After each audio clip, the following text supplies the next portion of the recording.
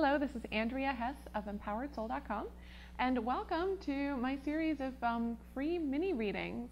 What I'm doing is I'm taking requests for little free mini readings, and then about once a week or so, I'm going to be selecting from those requests and answering them via video on my blog.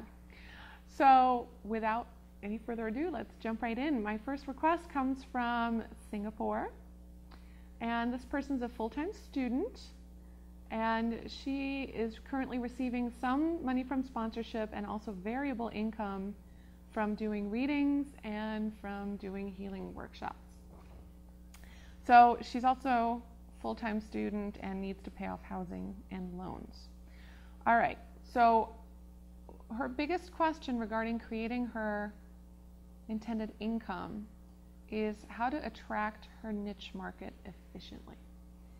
All right, so right away what I'm getting is that that is not even the right question to ask, that's actually not the biggest issue that's preventing you from creating the income you want.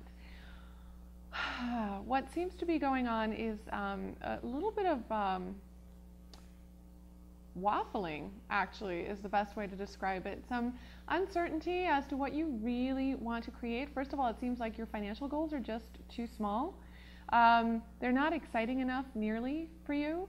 And they're also, you know what it is? It's like they're on the side of really practical and reasonable and, well, this sounds good and this is what I should want. It's not really what you do want, though.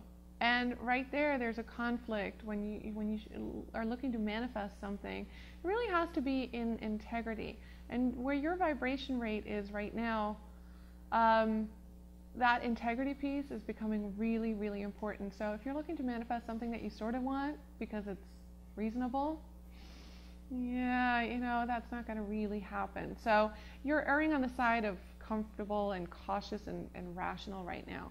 So I think the financial goal actually could be bigger. And that seems to be the theme, playing bigger. When you're looking to attract your niche market, you're not quite getting your point across as to what your offer really is right now. They don't recognize you.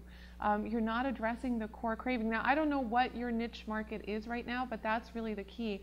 You're not addressing the core craving that they have. Now, if we were live on the phone together, we'd actually work on this together. But it's almost like the core craving that they have is bigger than where you are willing to go with your offer. So it's almost like you're playing down here, and your niche needs you to play here and actually make a much bigger, more transformational offer. You're kind of reluctant to go there, I think because you think you're inexperienced. There's also a little bit of separation here because you're still a part-time or a full-time student, and it's like you've got one foot in each world, and I'm not quite sure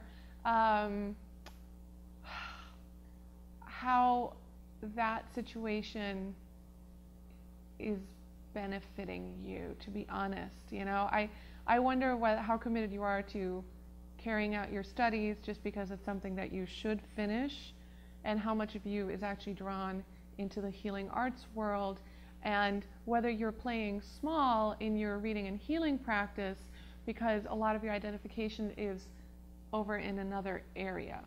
But there seems to be a discrepancy between the two. So overall, what you need to do is really look at your niche market and see what the craving really is that right now you don't dare touch.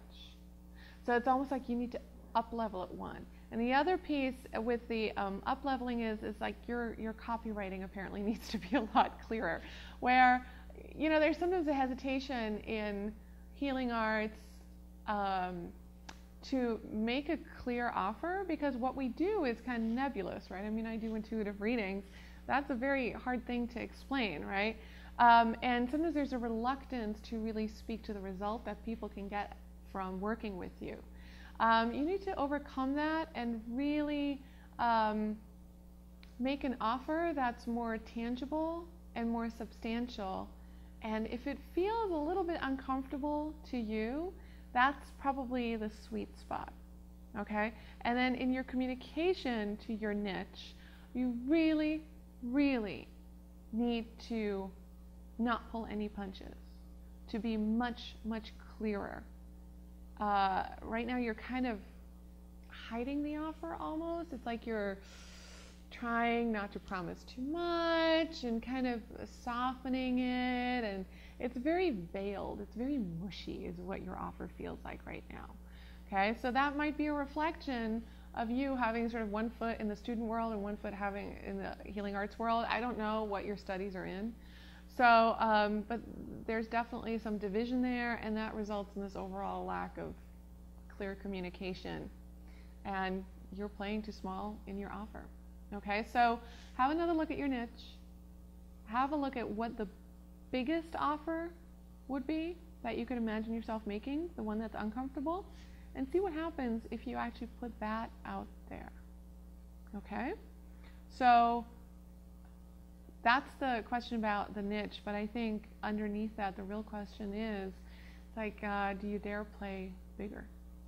Okay, so thank you very much for allowing me to do that little mini session, and I definitely invite your feedback, either publicly or privately, and thanks a lot.